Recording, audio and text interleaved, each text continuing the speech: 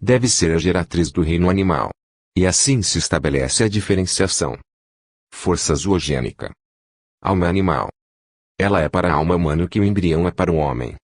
A natureza é simples em seus processos e fecunda nas suas criações, não se precipita, caminha a passos lentos, mas seguros e uniformes, passa de um extremo a outro, de um hemisfério ao oposto, suavemente, como deslizando, sem abalos, sem sobressaltos branda, calma, engenhosa, inventiva, faz das trevas luz, esfumo lucem, passa do frio ao calor, a frigor e a de calorem, do espiritual ao material, espiritual a materiam, do éter ao universo, ab etere ad universum. É assim que da pequena porção de matéria glutinosa, um glomérulo, amibo, cetode, monera, empregando os processos mais simples, forma e faz vir à luz a criatura humana. É para isso que se esforça e trabalha a natureza, o poder criador, a força, porque é sua essência, é condição de sua existência, agir, produzir, criar. Formados os instrumentos, de que a força biogênica necessitava para criar o aparelho de redução, indispensável modificação do meio ambiente, a sensitividade, a motricidade e a nutritividade, em cuja feitura entraram as forças primitivas, cósmicas, físicas e químicas, a força biogênica, aperfeiçoa, desenvolve e avigora os instrumentos, elaborando o reino vegetal, em cujo trabalho sua investidura, sua feição é a fitogênese. Preparada a tripeça da vida, a força biogênica constitui-se, arma-se em força zoogênica, agindo na célula, que se não incorporou uma molécula de ferro, e onde ela jazia inerte, inativa, enquanto a fitogênica lhe preparava o meio ambiente. Pondo em jogo as suas alavancas, sensitividade, motricidade e assimilatividade, o amibo, o cetode, a monera se desenvolvem, crescem e se transformam ou antes, o que é mais conforme à verdade, são transformados pouco a pouco, em organismos policelulares, segundo nos faz ver o sábio professor Eichel nas suas obras, A Criação e Antropogenia. Não sendo o meu intuito demonstrar a evolução dos organismos, mas a da força que os cria, rege e anima, remeto o leitor destas páginas, curioso e cheio de ambição de conhecer a evolução dos corpos organizados, as obras do ilustre mestre, o mais coerente dos materialistas, e siga o meu rumo, visando o invisível com o meu criptoscópio, esse maravilhoso instrumento, mais poderoso do que o telescópio, aparelho para devassar os mistérios, e assim consigo penetrar nas regiões até hoje vedadas, nunca antes perlustradas pelas inteligências, ao menos que eu saiba. Gênese da alma. A unidade supõe a continuidade. A correção das forças impõe a sua unidade. A metamorfose da matéria é consequência da lei de continuidade. A sincretização das forças é consequência da lei de correlação. A natureza do problema cuja solução busquei e venho apresentando, é de tal transcendência que, até hoje, ninguém ousou, que eu saiba, ainda ninguém tentou, sequer, formulá-lo e considerá-lo de ânimo resoluto. O que é a alma humana? Qual a sua origem? Como se formou? Gera-se com o corpo? Já existia? De onde vem? São interrogações que se levantam diante dos homens cultos, hirtas, horripilantes, quais íngremes montanhas de gelo, que ninguém pensa escalar, porque parece impossível realizá-lo. O impossível está sempre diante da fraqueza humana. Mas, quantos impossíveis o gênio do homem tem vencido? O que é a vida, senão uma luta, sem tréguas, com o impossível? A vida é impossível sem o fogo, a criatura humana descobre o meio de produzir o fogo. Era impossível transpor os mares, o homem venceu os mares. Quantos impossíveis se erguem ante o homem, são todos outras tantas batalhas a vencer. O progresso representa uma série de vitórias incruentas, a civilização, os despojos opimos. A ciência, as artes, a indústria são conquistas, representam assinalados triunfos do espírito humano. Mas aquele que primeiro tenta vencer um impossível, desvendar um mistério, esse é tido por visionário, utopista, se não apontado como insensato. Parece-me, pois, que com a publicação deste trabalho, em que, respondendo àquelas interrogações, abordo o mais temeroso problema humano, estou a conquistar, na opinião dos meus contemporâneos, um posto naquelas fileiras, fazendo jus aos qualificativos com que se costuma brindar aqueles que nelas militam. Oxalá! Porque siquitura astra. Seja como for, aconteça o que acontecer, importa galgar os degraus da escada que nos transporta às alturas. As soluções, até hoje dadas, são antes respostas evasivas, começando pela dos teólogos, que respondem com a Bíblia: Deus fez o homem à sua imagem e semelhança, mas fê-lo de barro, e, bafejando-o, deu-lhe alma e vida, depois adormeceu, e arrancando-lhe uma costela, fez a mulher. Como essa afirmação é pueril, inverídica, falha de senso e contrária às leis naturais para aquele que observa, analisa, aprecia a natureza, estuda em todas as suas manifestações, e tem sempre esse estado, entre o seu eu e o mundo externo, esse instrumento maravilhoso que eu denominei criptoscópio, ante o qual passam todas as coisas, todos os fatos, todos os fenômenos. A criação do homem e da mulher, segundo Gênesis, é profundamente ridícula. Observe-se o absurdo, o grande foco, força criadora, fazendo operar, como qualquer cirurgião, a tal ablação de uma costela de Adão, operação por demais hospitalar e pueril para ser aceita. O erro, a tolice, começa pela primeira frase bíblica que diz que Deus fez o homem à sua imagem e semelhança. Ora, toda imagem é limitada, por ser a representação, a cópia, a reprodução de uma coisa, de um objeto, de uma figura, enfim. Essas duas expressões, portanto, imagem e semelhança, não podem ser tomadas a sério, com relação a Deus, grande foco. Ele é infinito. O que é infinito não é limitado. O que não é limitado não tem figura, não tem forma e não pode formar imagem. Semelhante ao infinito, só o infinito. Deus, o grande foco, como queiram chamar, não tem forma, mas os espiritualistas o veem e sentem em toda parte, nas mínimas coisas que se apresentam à sua visão e percepção. O homem, espírito e corpo, é o microcosmo e representa o universo em miniatura, porque é constituído dos mesmos elementos. Deus é, na essência, puro espírito a animar o universo. O espírito humano, partícula sua, anima o seu corpo. Deus é eterno. O espírito humano é imortal. Deus é onisciente. A criatura humana é inteligente. Deus é onipotente. O espírito humano possui vontade. Deus é absolutamente livre. O espírito humano tem livre-arbítrio. Deus é criador onisciente, onipotente, eterno, infinito. O espírito humano é criador inteligente, volitivo e também infinito. Atribuir, porém, a Deus a figura material do homem, não é só um absurdo, é profundamente ridículo. As doutrinas e teorias metafísica, inclusive a bíblica, dos teólogos e filósofos, acerca da origem e natureza da alma, são de tal sorte anagógicas e infundadas, que não merecem discussão. E assim também as teorias materialistas, que nem admitem a existência da alma, confundindo fenômenos anímicos com funções cerebrais.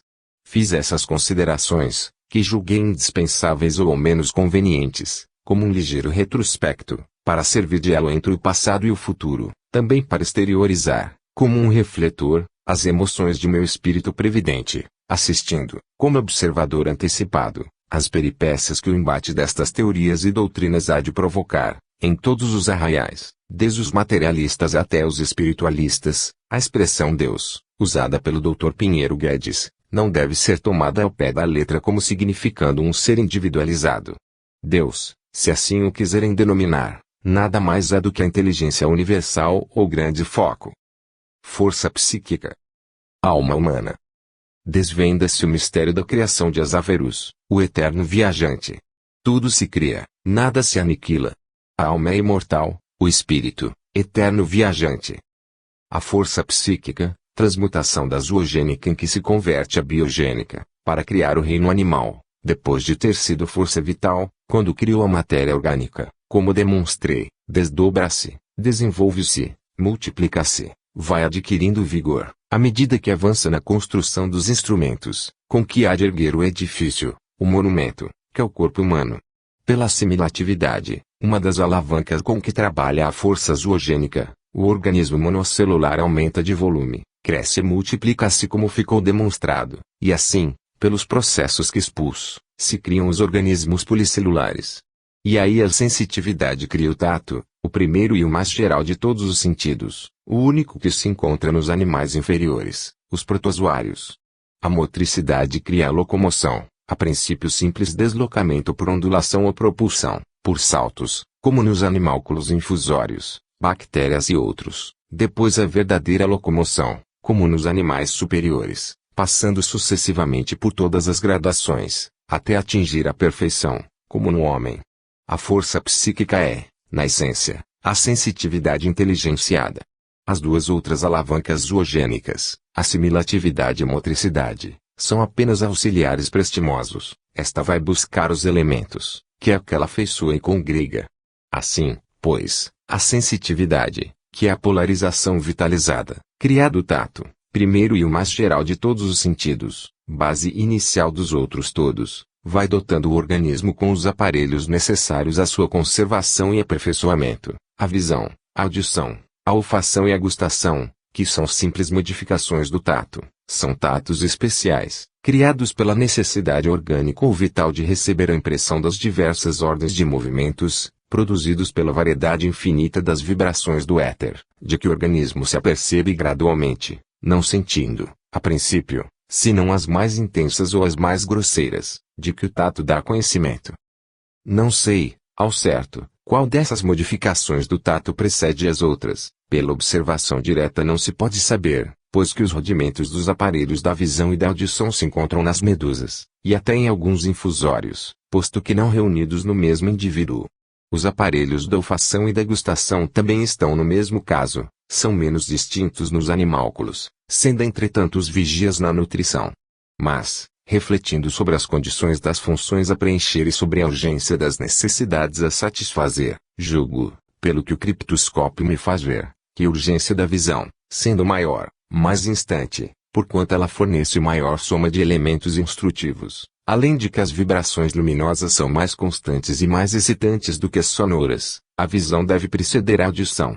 Cumpre ainda notar, em virtude das ponderações, quanto à urgência das necessidades a satisfazer e quanto às condições da função, que o criptoscópio, a nossa razão, nos induz a proclamar que a gustação e a olfação precedem a visão e a audição, porquanto estas funções se prendem à vida orgânica, são as sentinelas da nutrição, obedecem à inervação ganglionar, a que não estão imediatamente sujeitas à audição e à visão. Criados os aparelhos destinados à conservação do indivíduo e da espécie, providas à nutrição e à reprodução, a força psíquica, manejando as suas alavancas, preparou os instrumentos com que se apercebe dos fenômenos, que se operam fora do organismo, mas atuam sobre ele, e os criou à medida que a necessidade se fazia sentir pela repetição insistente das mesmas impressões. É assim que a necessidade cria a função e esta o órgão que a exercita. E tanto é assim, tanto é certo que a necessidade cria a função, e esta o seu órgão, que os protistas exercem as suas funções sem órgão, eles não têm nervos. Provido o organismo dos meios de manter-se e reproduzir-se também das condições para perceber-se do que se passa fora, no ambiente, no mundo externo, criado o nervo ganglionar, o futuro grande simpático, que rege as funções da vida orgânica, de cujos pares de gânglios superiores se forma depois o cérebro com o cerebelo e todo o sistema nervoso, que serve à vida animal, a força psíquica se exalça, incitada, ainda agora, pelos fenômenos do mundo externo, que a despertam e ativam, agindo incessantemente sobre o organismo, de cujo fato resulta, provém, nasce, a necessidade para ela de apreciá-los e avalizar sua influência, a fim de utilizar-se deles ou repeli-los, quando nocivos, ou modificá-los, tornando-os prestáveis. É isso que constitui a função primordial da vida psíquica, a atenção, que analisada com o concurso do criptoscópio, não é senão a sensitividade, agindo em esfera mais ampla, mais complexa, mais elevada, a vida de relação. A sensitividade deixa de ser o que era, apenas a alavanca da força vital biozoogênica, converte-se em sensibilidade, que é um instrumento mais aperfeiçoado, preparado para receber impressões de fenômenos de outra ordem, menos grosseiros, e mais complexos, produzidos por agentes menos materiais, mais numerosos e de diversas naturezas, as criaturas, as sociedades, as ideias, o pensamento nas suas diversas manifestações e múltiplas expressões, a mímica, a fala, a escrita, a música, a pintura, a escultura, etc., é a atenção que recolhendo e apreciando as impressões do tato, da vista, do ouvido, do olfato e do paladar, as transforma em sensações, graças à sensitividade. É difícil, é mesmo quase impossível acompanhar a evolução da força nestas alturas, falta o apoio, somos tomados de vertigem. Enquanto a pesquisa versa sobre fenômenos materiais, como são os fisiológicos, encontra-se apoio, o terreno é firme, desde que, porém, A investigação recai sobre fenômenos psíquicos, de ordem puramente espiritual. Falta apoio, o terreno não é sólido, a região não é alumiada, apresenta muitas cavernas, cada qual mais escura, ligadas por numerosos caminhos, comunicando entre si um verdadeiro labirinto. Formação da inteligência. A inteligência é para o espírito o que os sentidos são para o homem. Inteligência, entendimento, intelecto e inteléquia são os vocábulos com que se nomeia a faculdade, o poder, a capacidade, que possuímos, de conhecer, distinguir, separar, diferenciar de nós mesmos tudo aquilo que nos cerca, tudo quanto vemos, ouvimos, cheiramos, saboreamos e apalpamos, tudo que nos impressiona ou afeta de um modo qualquer.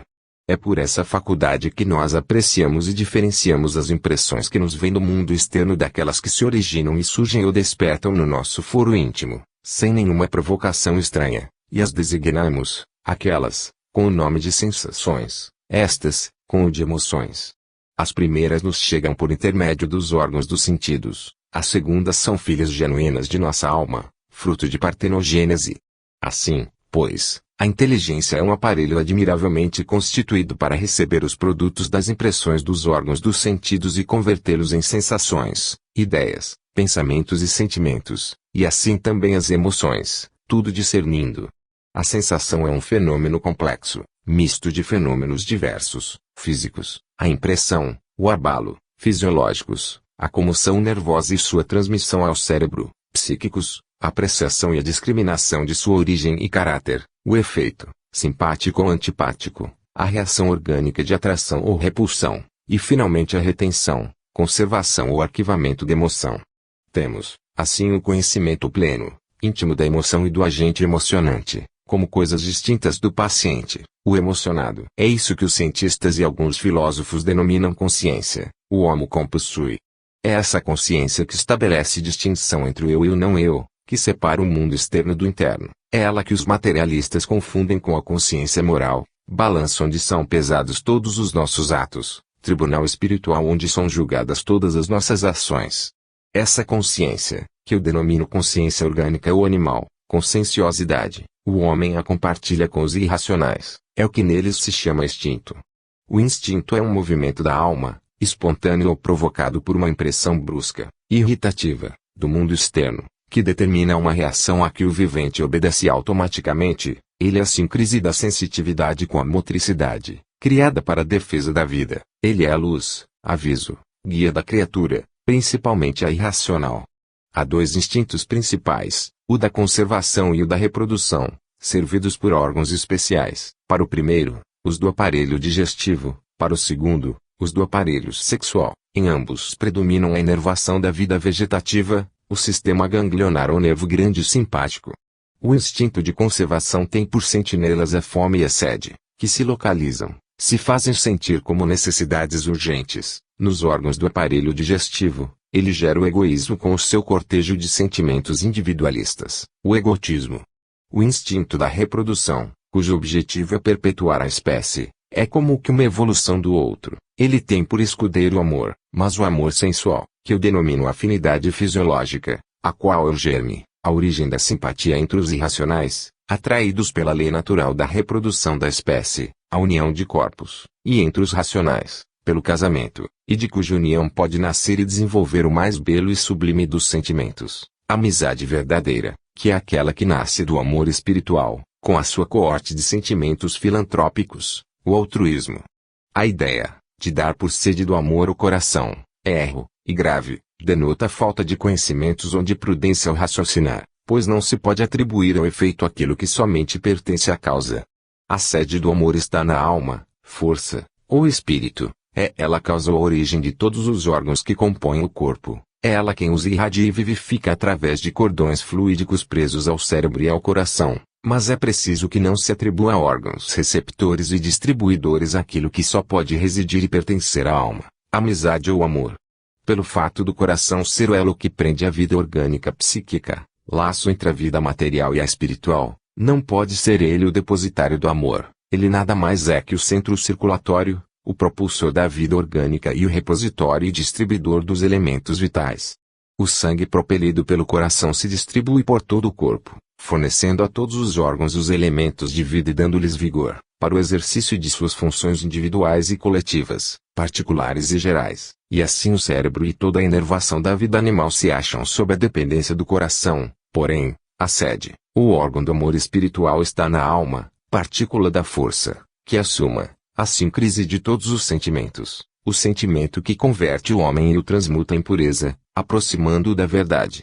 Por esta resenha se vê que a conscienciosidade, síncrese da sensitividade com a motricidade, é a base, o fundamento para o cultivo da inteligência, a lapidação do espírito.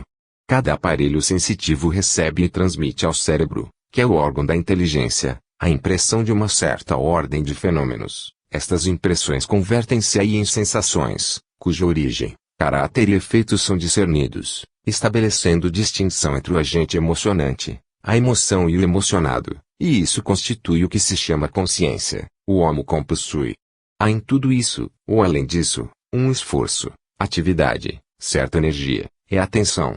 A sensibilidade, a atenção, a consciência e o senso íntimo auxiliando-se reciprocamente, são centelhas da inteligência, em cuja função se nota a percepção, a compreensão e a concatenação ou memória, que são processos intelectuais. A percepção é como um instrumento agudo, penetrante, ou como uma sonda de que nos servimos para explorar, é como o tentáculo dos insetos, e o órgão do tato do nosso espírito. Excitado pela atenção, ele apalpa a consciência animal, orgânica, o sensório, esse é o modo de agir da força psíquica sobre as suas sensações e emoções. A percepção é para o espírito o que os sentidos corporais são para o homem, ela é a sua recapitulação. A memória é o registro e o arquivo das sensações e emoções, convertidas em ideias, pensamentos e sentimentos. Ela exerce, no mundo psíquico, a mesma função que a coesão e afinidade, no corpóreo. O agrupamento, a concatenação, o registro e arquivamento de tudo quanto impressiona a alma ou afeta o nosso espírito, se opera, se efetua, faz-se e realiza-se, por continuidade e contiguidade, por simpatia ou antipatia, por analogia ou antagonismo, por similitude e antítese não só das ideias e sentimentos, mas também das imagens. A compreensão é um instrumento mais complexo do que a percepção, e constituído diversamente, só funciona em operações cujos elementos são ideias.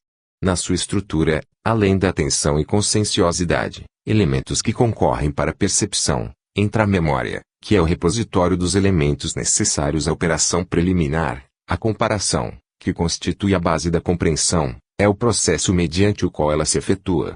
A compreensão é como um instrumento detentor, uma concha polida, um espelho côncavo, para cujo centro convergem as imagens refletidas da periferia.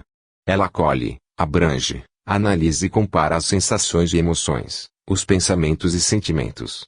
São esses os instrumentos e aparelhos da inteligência, mediante os quais adquirimos conhecimentos, nos instruímos e aperfeiçoamos.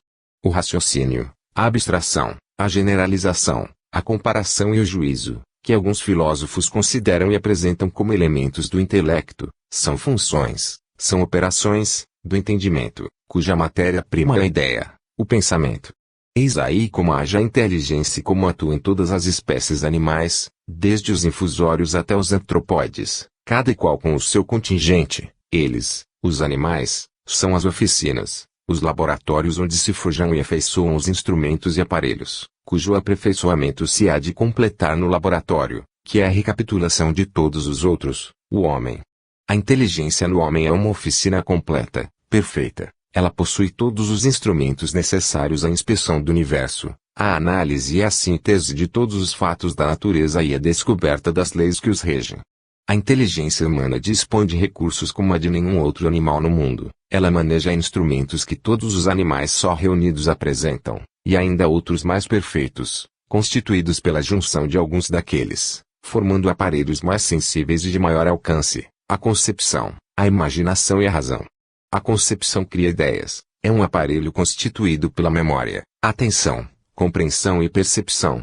A imaginação cria imagens, figuras, formas, é constituída pelos mesmos instrumentos que a concepção, mas concatenados segundo a função que tem de preencher, e mais inventiva, que é constituída pela apreciação, comparação e apropriação, de formas por analogia, adequabilidade, faculdades, cuja origem o criptoscópio descobre na polarização. A concepção compara, combina sensações, cuja essência é a modalidade. A imaginação compara e combina impressões, cujo caráter é a forma.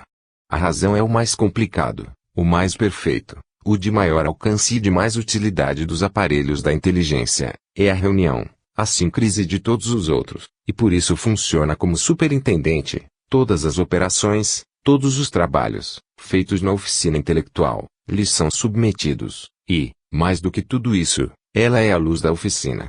A inteligência é para o homem o que é para o Estado o poder legislativo. A vontade. A vontade é a dínamo e a bobina psíquica.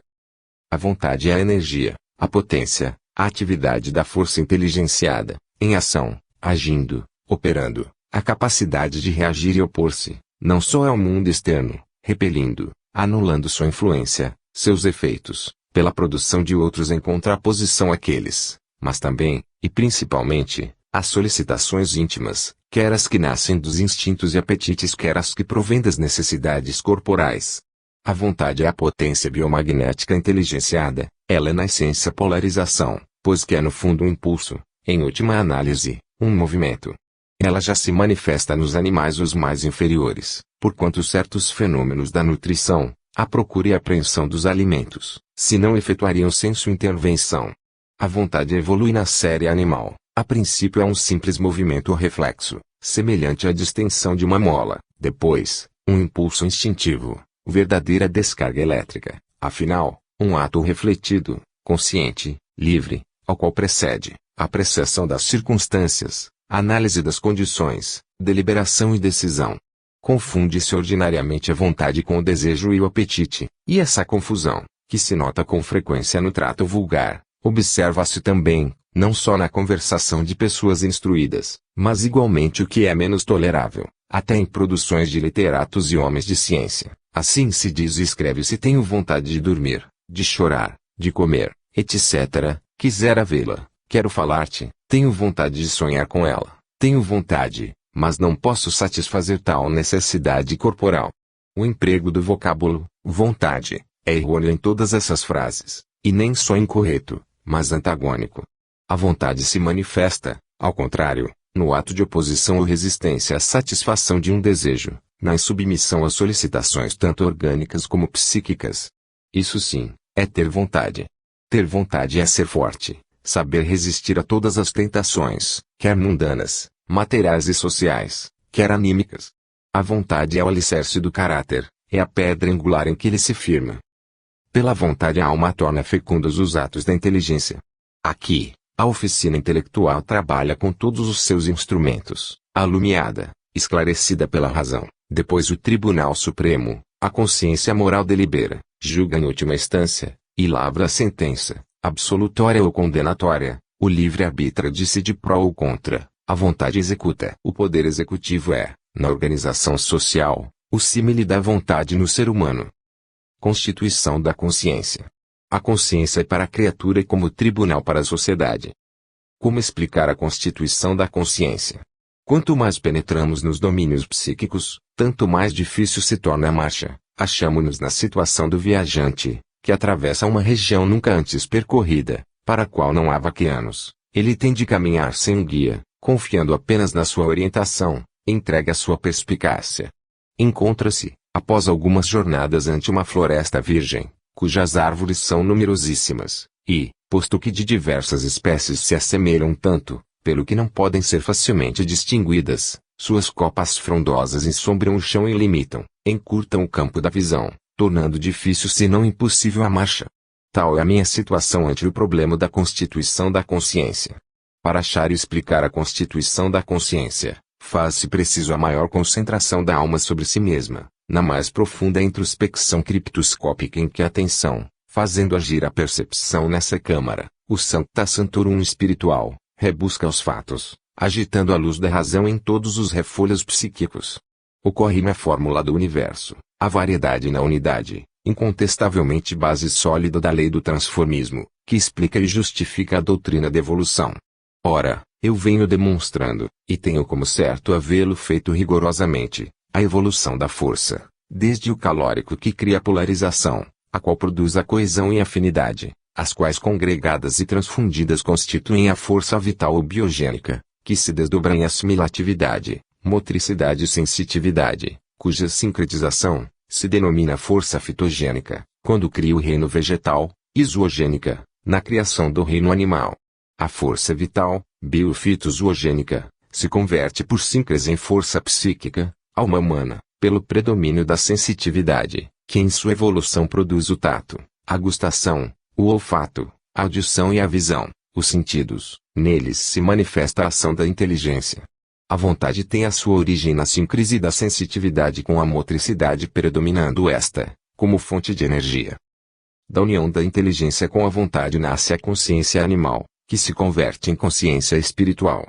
A consciência espiritual ou moral é, pois, um aparelho, mas aparelho anímico, dinâmico, não material, psíquico, constituído pela memória, atenção, percepção e compreensão, iluminado pela razão. Nele se refletem todos os atos da força psíquica. Para que possa condenar, como condena, não só os atos, mas os sentimentos e os pensamentos, que não traduzem o amor ao próximo, é preciso que a consciência seja influenciada por princípios, seres, de ordem superior. Ela é, assim, um aparelho sensitivo espiritual, pelo qual a força se comunica. A consciência na criatura o que o poder judiciário no Estado. O livre-arbítrio. O livre-arbítrio é o fundamento da moral. O livre-arbítrio é a vontade, esclarecida pela razão, perante a consciência. Alguns filósofos, os deterministas, os fatalistas, os materialistas, negam o livre-arbítrio. Os primeiros, fazem da criatura humana um autômato, um animalejo sob a ação das forças externas. Os segundos, a reduzem às condições dos corpos brutos, inorgânicos, sobre os quais operam sem contraste as forças da natureza. Os últimos, considerando a alma uma simples função cerebral, nem ao menos lhe reconhecem individualidade. Esquecem-se, aqueles de que a alma humana é um ser inteligente, dotado de atividade. Os materialistas fingem ignorar aquilo que se passa em si mesmos. Todos eles não se lembram de que, negando o livre-arbítrio, eliminam a responsabilidade moral, reduzem a criatura humana às condições do bruto. O livre-arbítrio é a origem do mérito, ele é, portanto, fundamento da moral. Termina aí o ciclo evolutivo da força psíquica. Pela sensibilidade ela recebe as impressões do mundo externo, pela inteligência, as compreende, pela vontade, age e reage, opera, produz, cria, pela razão, perscruta o infinito, pela consciência se esclarece, pelo livre-arbítrio, determina o seu destino. Eis a alma humana. A sua origem está no infinito, a sua natureza é dinâmica, sua evolução, neste mundo, se faz através do reino animal, do amigo ao homem, para continuar, infalivelmente, em outros mundos. Há de continuar necessariamente sua evolução, porque, como força que é, não se destrói, não se aniquila, existe, subsiste e persiste, vem do infinito em marcha para o eterno. Tudo se cria, nada se perde. Portanto, como tudo no universo, ela vem de Deus, grande foco, e verdadeiro Azaverus caminha, incessantemente, para o grande foco, o infinito eterno, onde não há princípio nem fim. A evolução da alma. A evolução é uma lei, a que tudo está sujeito no universo.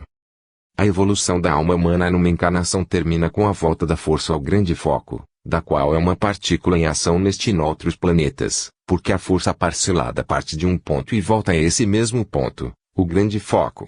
Uma vez adquiridos os recursos, conquistados os meios, alcançados os postos, que a necessidade ia criando sucessivamente, sob a imposição dos fenômenos impressionantes do mundo externo, na sua variedade quase infinita, no universo, considerado estática e dinamicamente, a força psíquica humanizada, a alma humana aperfeiçoa-se e progride, perlustrando a escala dos seres humanos, que se diferenciam, formando classes distintas, pelo caráter, pelo saber e pela moral.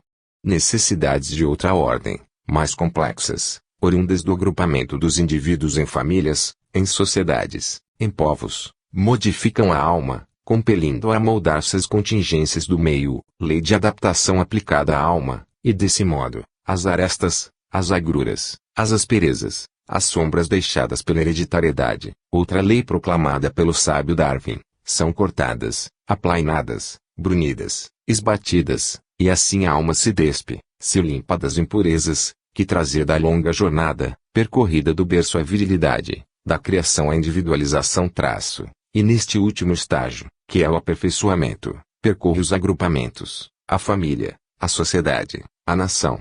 Assim, pois, as diversas condições em que se realiza, em que se efetua a vida corpórea, as circunstâncias que a rodeiam, as peripécias que se dão, outros tantos meios, são outros tantos incentivos à evolução, ao aperfeiçoamento, ao progresso do espírito ou da alma antes de se tornar espírito racional. Portanto, as dificuldades e misérias da vida, as lutas contra as intempéries, as necessidades de toda espécie, materiais, intelectuais e morais, são os aguilhões, os instigadores, os promotores do progresso humano.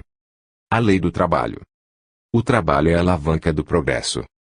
A lei do trabalho, imposta à criatura pela necessidade de obviar as intempéries, vencer as dificuldades, suprir as necessidades, minorar o sofrimento e sobrepujar nas lutas, dominando os elementos adversos e tirando partido das circunstâncias. O trabalho é o corretivo de todos os males que assediam a humanidade. O trabalho é o bálsamo que cura todas as chagas, é o lenitivo de todas as dores.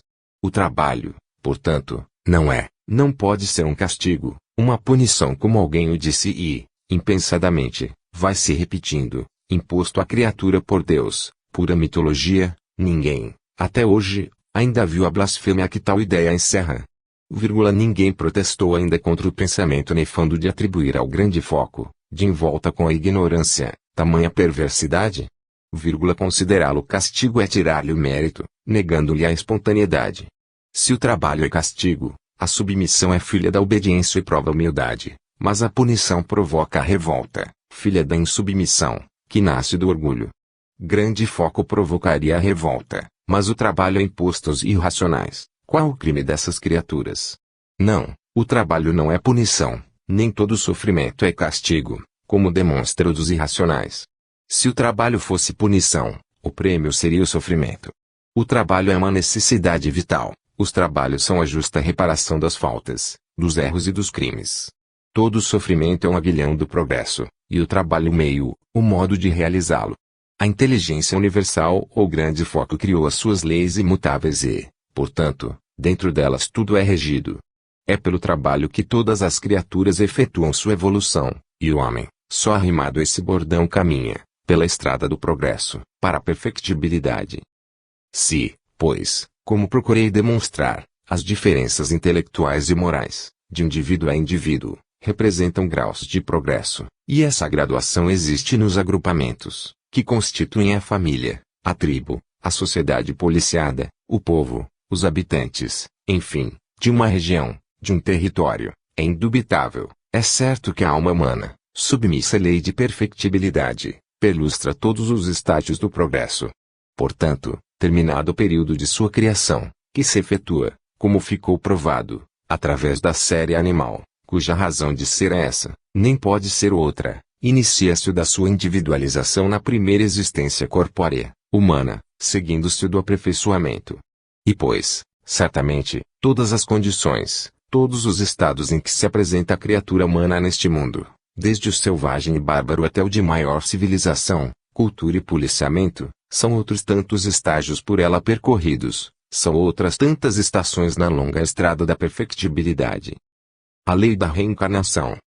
Nascer, viver, morrer, tornar a nascer e renascer ainda, progredir sempre. Destas considerações resulta clara e evidentemente que a reencarnação é uma necessidade indefectível, é uma lei psíquica que o espírito humano está sujeito. É nela e só por ela, que a alma humana pode, perlustrando a vida da perfectibilidade, realizar o seu progresso, aperfeiçoar-se, depurar-se e elevar-se na escala dos seres à categoria superior de espírito puro.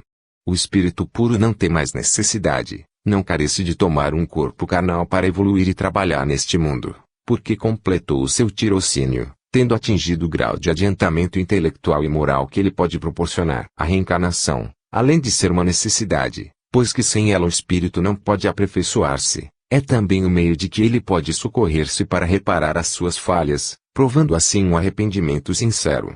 Uma vida, uma existência corpórea, por mais longa que seja, é insuficiente, incontestavelmente, para a criatura, por mais inteligente que seja, adquirir a totalidade dos conhecimentos, que são o cabedal, os tesouros da humanidade. Demais, a inteligência desenvolve-se, evolui, como tudo no universo, não surge completa, perfeita, como Minerva da cabeça de Júpiter. Se um aluno perde o ano, por desídia, por não haver estudado ou porque sua inteligência não é bastante lúcida, ele não fica inibido, seu pai não o priva de repetir o curso, antes anima-o, compele-o mesmo a fazê-lo. Por quê? Pois, há de o grande foco impedir suas partículas, as criaturas, de repetirem o curso desta escola, privando-se assim do único recurso, de que podem dispor, para aprender as lições racionais e científicas já explanadas por Jesus, e que também ensinou-nos a amar ao próximo como a nós mesmos. Onde está esse, que tenha dado provas positivas de saber a lição, imitando Jesus, em uma única existência? Como, pois, atribuir à bondade infinita a crueldade sem nome de tolher a criatura, tirando-lhe a possibilidade única de ser discípulo aproveitado, como todos devem e hão de ser, da verdade? Não, tal coisa não é possível. O grande foco não comete iniquidades. Se a criatura fosse feitora direta do grande foco, seria pura e perfeita, não estaria cheia de iniquidades. Se está cheia de iniquidades, está impura, é imperfeita, mas, como essência, como força, é uma partícula do grande foco. Para que a criatura venha, como alma, a confundir-se com o grande foco e seja luz puríssima semelhante a ele, tende a aperfeiçoar-se, dia a dia, deve purificar-se. Mas o grande foco é infinito, a perfeição é infinita, logo a criatura é perfectível, mas não pode atingir o alvo, não pode aproximar-se do modelo, sem perlustrar o caminho da perfeição, que é, não pode deixar de ser infinito. Portanto, são necessárias jornadas sucessivas e infinitas para percorrê-lo. Essas jornadas da alma são as existências sucessivas, as reencarnações do espírito. A reencarnação é, pois, uma lei, a lei do progresso espiritual, que não pode ser frustrada, a qual todos os espíritos devem submeter-se, absoluta e necessariamente, todos, sem exceção de um só, e é ab initio aeternum. O que é o mundo? Fisiologia transcendental. A oficina, a escola, o hospital, a penitenciária, o teatro. Essas epígrafes dizem sinteticamente o que é o mundo, são as teses, que me cumpre desenvolver, para completar o monumento da origem, natureza e evolução da alma humana. A demonstração dessas teses vem coroar a obra, como uma bela cúpula sobre um edifício majestoso, o completa, a formoseia e realça. A oficina. O mundo é para a alma humana, espírito apenas individualizado, ainda no início de sua evolução, uma oficina de trabalho e uma escola de educação. A alma, verdadeiro aprendiz, que apenas acaba de fazer entrada na oficina, o mundo apresenta, oferece e fornece matéria-prima, para ser manipulada, e mestres para guiarem-na. Os mestres são os espíritos cujo tirocínio está concluído, auxiliado por outros cujos conhecimentos, cujo desenvolvimento, conquanto não seja completo, é, não obstante, suficiente para lhes permitir a direção em certos trabalhos. São considerados, ordinariamente, e erroneamente chamados anjos da guarda, protetores, guias. Os mestres, os espíritos auxiliares são os que têm afinidade espiritual com o encarnado. Essa é a norma nas nossas oficinas e escolas onde os mestres e chefes entregam a direção de um aprendiz, mais adiantado, um ou mais condiscípulos. E sente-se, e se reconhece que assim é de fato, realmente, nem podia ser de outro modo, não se aprende sem mestres. A matéria-prima, que o mundo apresenta e fornece ao espírito, não é toda da mesma natureza, e tem origens diversas, é o fluido etéreo, simplesmente polarizado, a molécula vegetal, e a substância animal, são os fenômenos cósmicos e os pensamentos e fatos sociais, sentimentos das criaturas.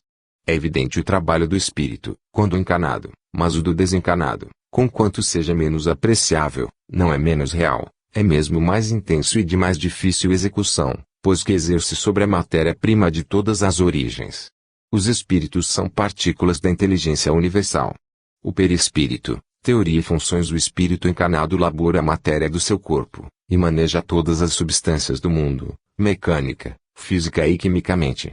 As funções orgânicas não se efetuam, sem consumo dos elementos componentes dos órgãos, os elementos gastos são substituídos, simultaneamente, por outros imediatamente elaborados no seio do organismo. Nessa elaboração notam-se duas fases distintas, posto que simultâneas, uma de separação e eliminação do material gasto, outra de agregação, assimilação e consubstanciação da substância orgânica, convertida em célula de cada um, e de todos os tecidos que formam a estrutura dos órgãos. Na incorporação de novos elementos em substituição dos consumidos, o trabalho do espírito é enormemente complexo e delicado. Cumpre-lhe atender à escolha da matéria, ao aperfeiçoamento e distribuição dos elementos. Segundo as funções, ele se transfunde no elemento que incorpora, ele o absorve e individualiza, imprimindo-lhe um cunho peculiar, dando uma feição exclusivamente sua, ele o vivifica.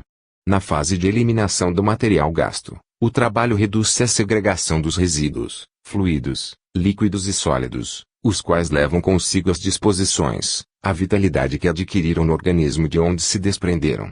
Assim pois, ao repositório geral voltam as moléculas e átomos, levando consigo as modificações que receberam. De simples matéria inorgânica, passaram a substâncias orgânicas, de simples substâncias orgânicas tornaram-se elementos vegetais e elementos animais. Em cada um desses estados, o fluido etéreo, que acompanha o átomo, a molécula, a célula, porque é o elemento primordial, essencial, que penetra e envolve tudo, recebeu modificações, que lhe imprimem uma modalidade peculiar a cada corpo. Todos os corpos desprendem emanações, que, se escapam à nossa vista, são observadas pelos médiuns, pelos sonâmbulos e outros sensitivos, os quais as descrevem como formando uma atmosfera, um halo, em torno de todos eles, inclusive os minerais. É a aura dos esoteristas, ou o perispírito, dos espíritas. Do que fica exposto se infere, logicamente, que o espírito elabora o seu perispírito, desde o início de sua formação e individualização, ele é a sua pele e o seu arcabouço, é como a corrente elétrica de que ele é o dínamo, o azeite de que ele é a mecha, são inseparáveis ab eternum e o eternum. O perispírito tem por base o fluido etéreo, parte integrante do átomo. Há, portanto, no repositório comum muitas ordens de aura ou átimas ou perispíritos, desde os que envolvem os corpos brutos, até as que provêm da criatura humana. E o trabalho do espírito encarnado não se limita ao que acabo de indicar, mas abrange todo o ciclo da atividade humana, na labuta da vida, para satisfazer as suas necessidades, no afã do serva et ipsum, e vai além, suas ideias, os pensamentos que formula, as imagens que cria, os sentimentos, que o agitam e impulsionam, vivem e se movem com o seu perispírito, são agentes que o encarnado maneja. É prova disso a, hoje bem conhecida, transmissão de pensamento. E como o pensamento, também o sentimento se transmite. A sugestão e obsessão têm aí sua base. O espírito desencarnado utiliza-se desse fluido para realizar os seus trabalhos, servindo-se do animalizado, para se materializar, tornar-se visível e palpável, e, se tem de apresentar a forma de um animal, ou vegetal, ou movimento, a deslocação de corpos, recorre ao fluido correspondente à natureza do fenômeno que quer produzir, buscando da espécie animal, e mais particularmente o idêntico ao tipo, mamífero, ave, inseto, réptil, etc. Como se vê, o laboratório é vasto, e os operários que produzem a matéria-prima, o fluido polarizado, nos corpos minerais, devem trabalhar, e trabalham efetivamente, sem cessar, a fim de fornecer os elementos de que se servem os espíritos desencarnados, para produzir a variedade infinita dos fenômenos do universo. E assim o mundo é uma oficina de trabalho, tanto para o espírito encarnado, como para o desencarnado. A escola.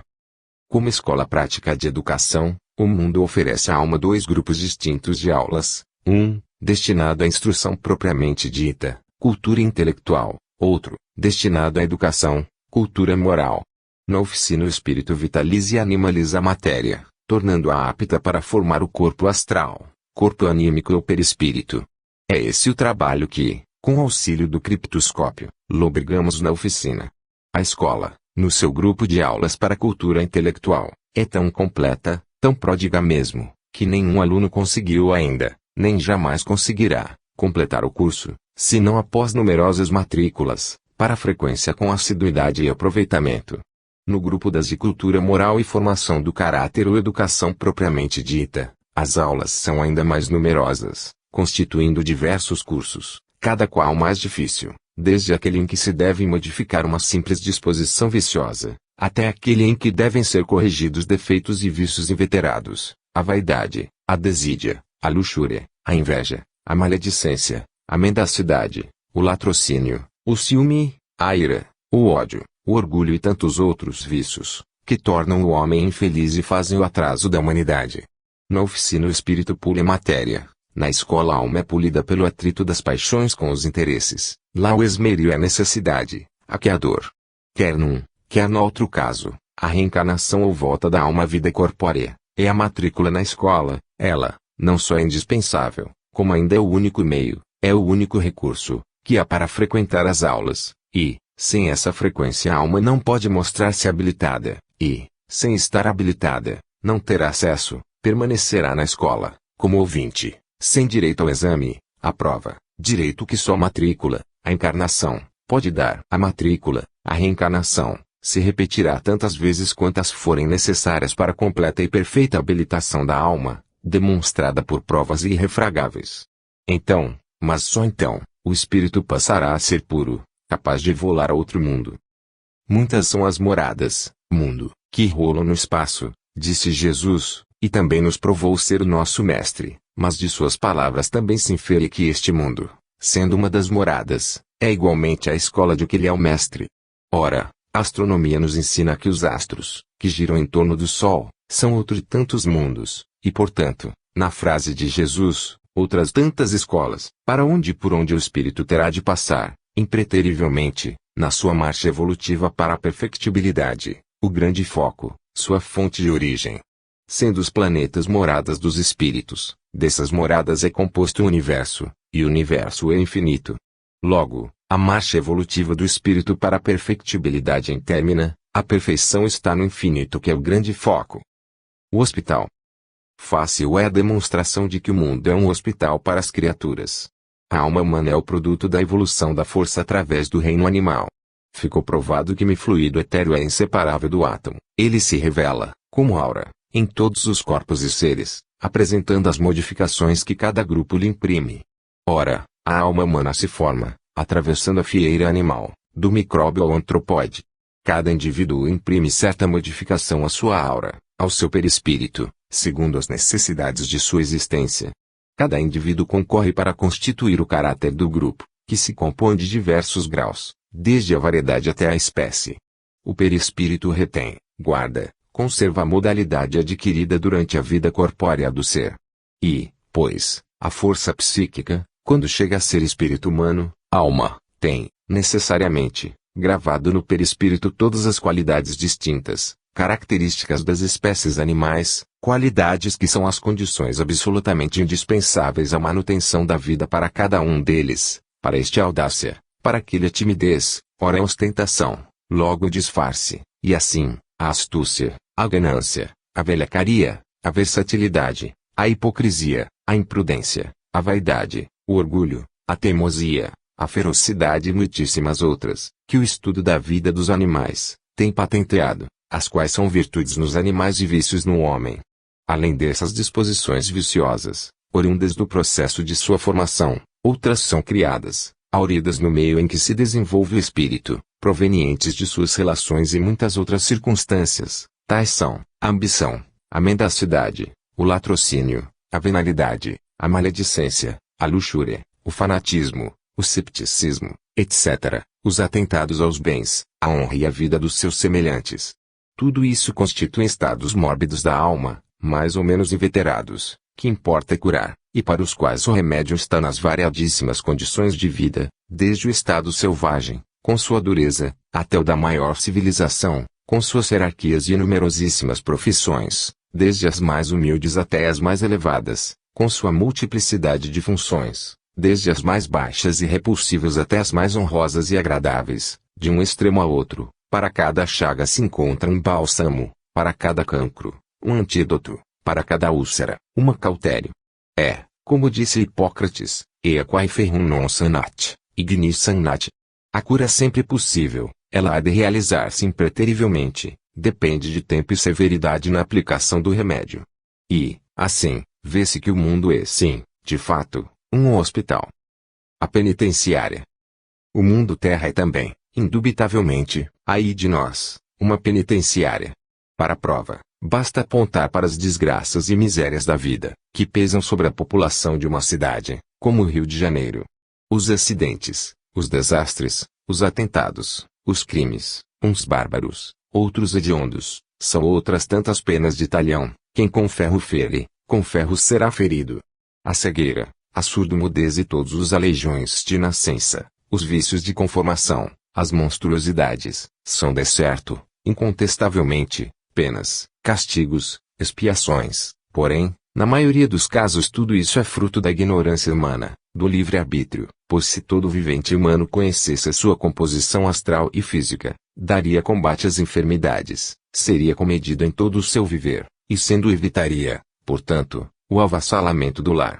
A ciência materialista se expande sobre como de tais fenômenos, sobre o porquê, e muda, porque ela o ignora. Como auxiliar a justiça indefectível com tais fatos? É ou não um sofrimento tremendo para os pais, ver nascer e viver cego ou surdo-mudo, sem pés, sem mãos e até sem pernas e sem braços, seus filhos? É ou não uma tristeza ficar idiota, cretino, epiléptico? Ninguém dirá não. Todos pensam e sentem que o é. Portanto, a criatura delinquente nesta ou noutra encarnação, tem que responder pelo mal feito. A falta pede, exige corretivo, o delito, a pena. Assim, compreende-se o fato, reconhece-se a justiça suprema, o grande foco surge em nossa consciência, clarividencia o espírito, mostrando-nos a razão. O teatro. Mais verdadeira do que pensam muitos, dos que empregam, é a frase, o mundo é um teatro. Sim, o mundo é um cenário onde se desenrolam os dramas da vida, as comédias, as tragédias e também as farsas. É mesmo, muita vez, um teatro de bonecos. Cada indivíduo é, de fato, um ator no cenário do mundo, e frequentemente um comediante, um farsista. Assim como o ator é entidade dupla, quando entra em cena representando um personagem, fictício ou verdadeiro, cujo caráter o autor da peça procura salientar pelos pensamentos e sentimentos, que lhe atribui, os quais o ator tem de interpretar e manifestar nas atitudes, gestos, entonações da voz e nas mais insignificantes minudências de uma existência muito diversa da sua. Assim também as criaturas representam duas entidades, uma íntima, a real traço, outra fictícia ou fingida, a que se ostenta na sociedade, a que apresenta aos olhos do mundo. O entrecho das peças é urdido das fraquezas, vícios e torpezas da mísera humanidade. Sobre o palco, a virtude, a honradez, a inocência, triunfam ordinariamente, mas na grande cena social, nesse teatro, onde todos são atores, o que triunfa é a esperteza, a habilidade na arte de iludir, e a dissimulação, a hipocrisia e a fereza com que se sacrifica tudo à plutocracia. A origem de todas as misérias, que constituem o trama, a urdidura, o enredo das comédias e tragédias, que se representam cotidiana e incessantemente neste pandemônio, é a descrença que lavra nos espíritos, nas almas, a sede de gozo neste mundo, porque é geral a dúvida sobre a realidade de uma vida futura, é o efeito de uma religião, toda exterioridades, prometendo prêmios e penas irrisórias, recompensas e castigos, em que ninguém acredita, é a relaxação dos costumes, fruto do consórcio do sensualismo com o ceticismo.